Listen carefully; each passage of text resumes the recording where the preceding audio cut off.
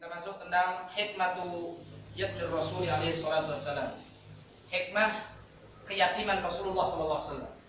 Sebetulnya ada apa? Kemudian Rasulullah SAW hikmahnya apa? Rasulullah SAW itu terlahir dalam keadaan yatim.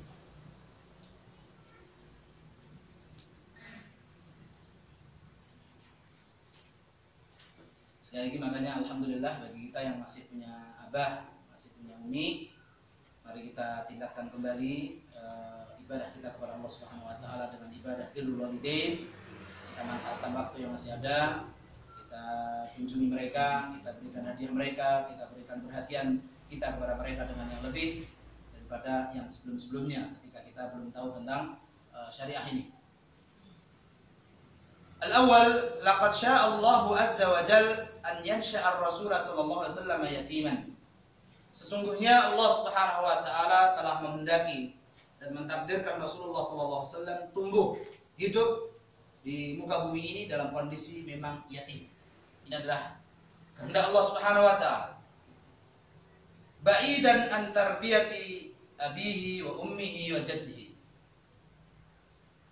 Jauh dari pendidikan langsung yang dilakukan oleh ayahanda beliau, ibu beliau, kakek beliau. Artinya di sini, kenapa di sini tidak sebutkan tentang paman beliau? Karena memang ketiga orang inilah yang peringkatnya tertinggi dalam masalah perhatian terhadap seseorang.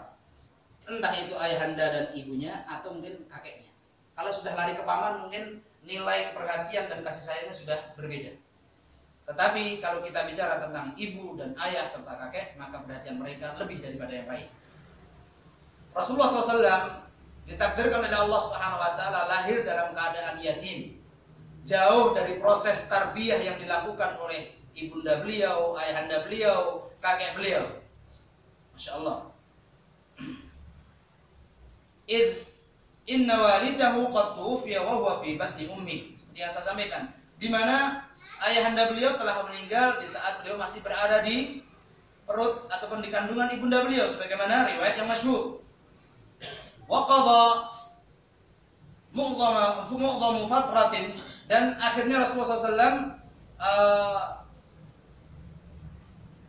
beliau menghabiskan banyak dari waktu-waktu masa kecil beliau, tufulatihi, masa-masa kecil beliau itu berada di bibadiyati Bani Sa'din.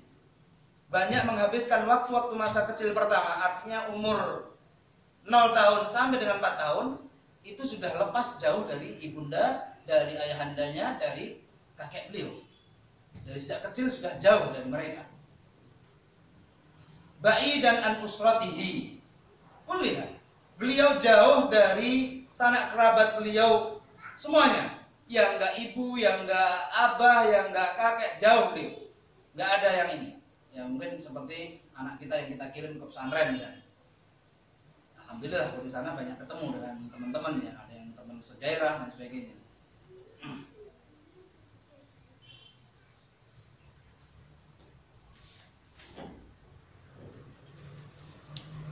Thumma ma labita an tuwfiya ummuh. Lalu kemudian tidak lama meninggal pula lah ibunda beliau. Di saat beliau berumur 6 tahun.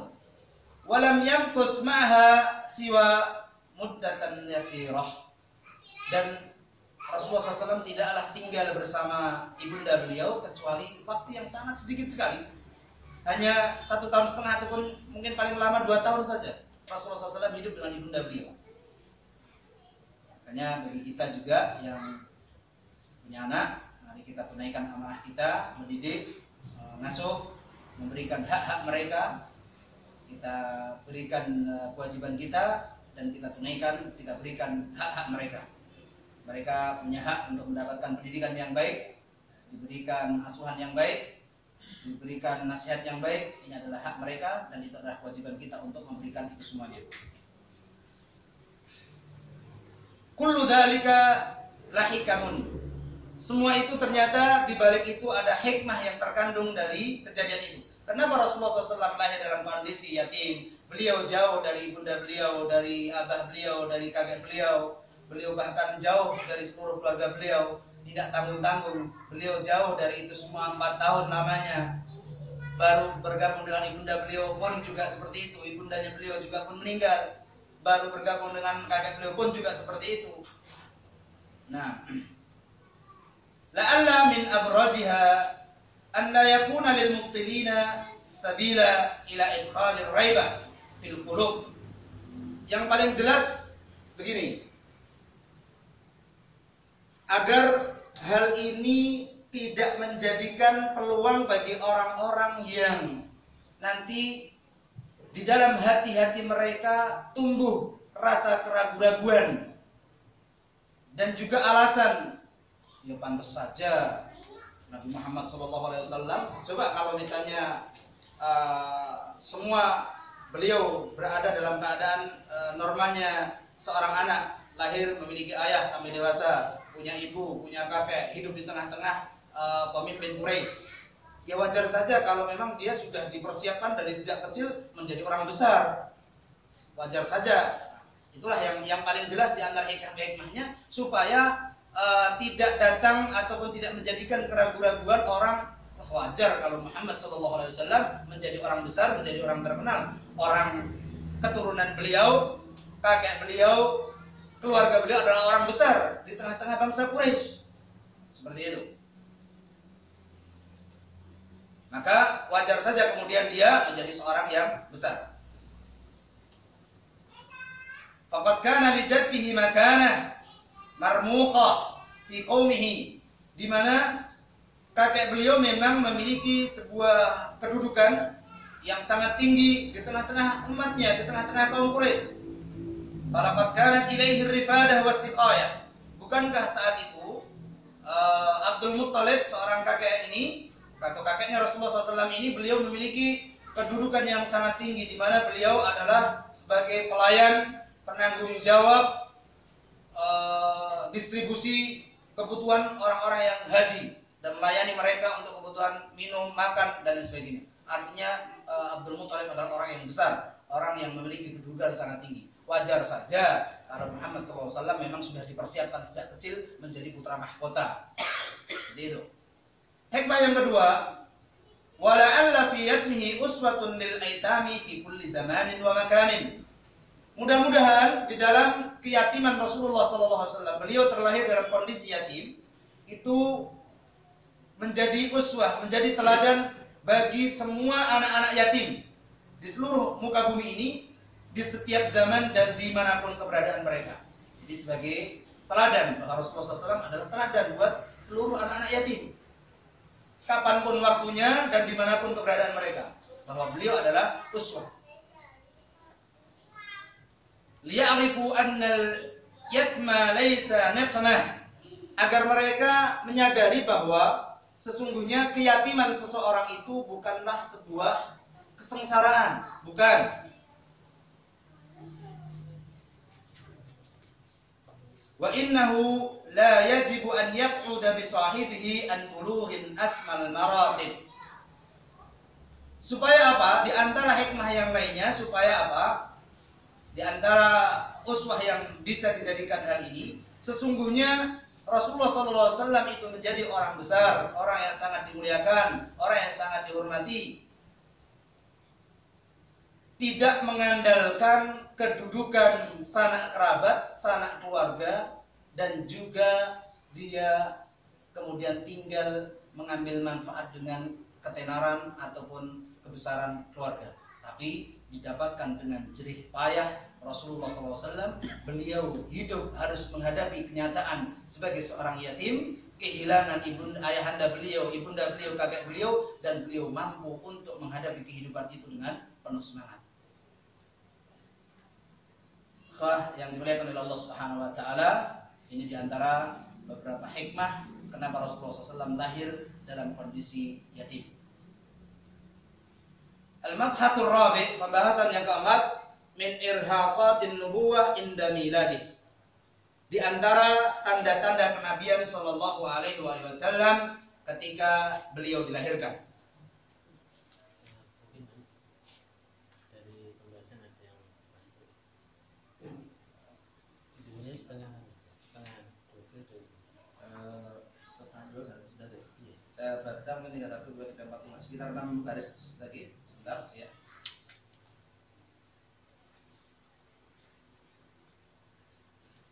Jadi ikhwah yang dimuliakan oleh Allah Subhanahu wa taala, sebagian tanda-tanda kenabian Rasulullah SAW, tanda-tanda yang menunjukkan atas kenabian Rasulullah SAW itu memang menyertai beliau sejak beliau dilahirkan.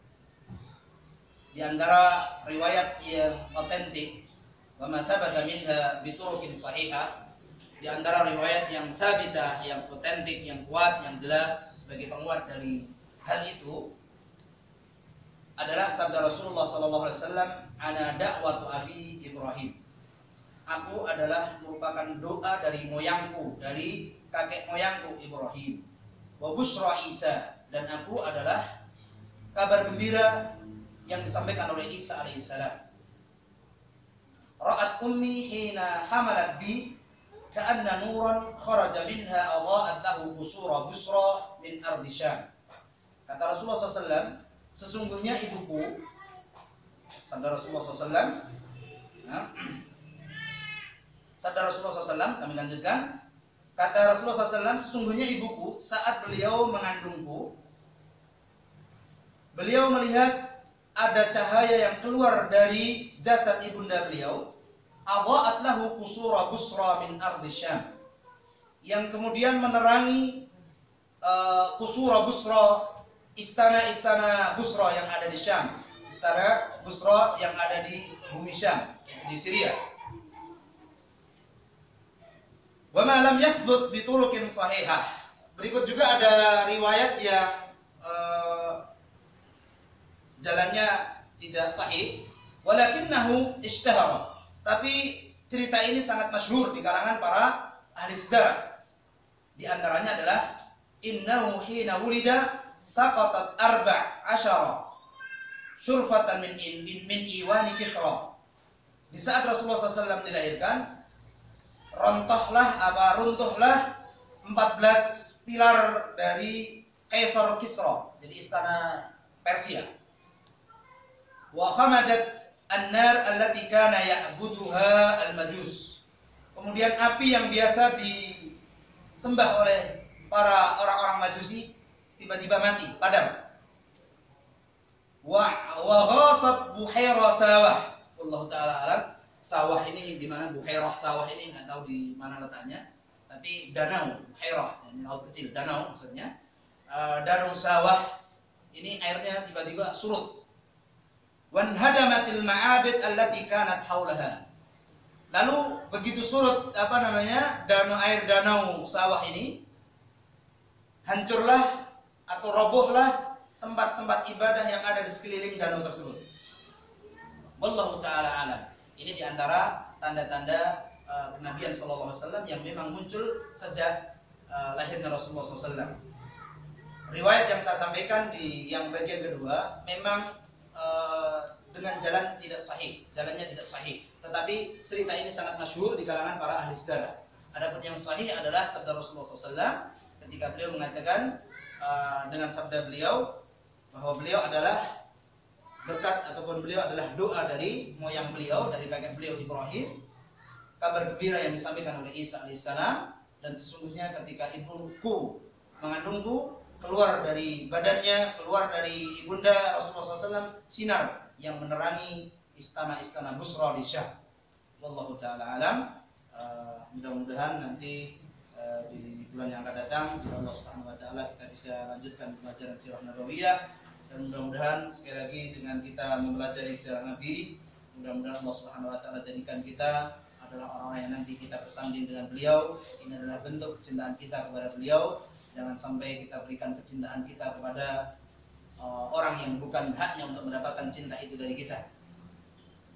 Perlu mungkin sikapi bersama. Mungkin anak-anak kita, anak-anak sekarang kita ini, utamanya mereka lebih suka dengan orang-orang yang bukan di jalan Allah Subhanahu wa taala. Mohon maaf, mungkin mereka lebih suka mengidolakan pemain bola, lebih mengidolakan mungkin pemeran sinetron.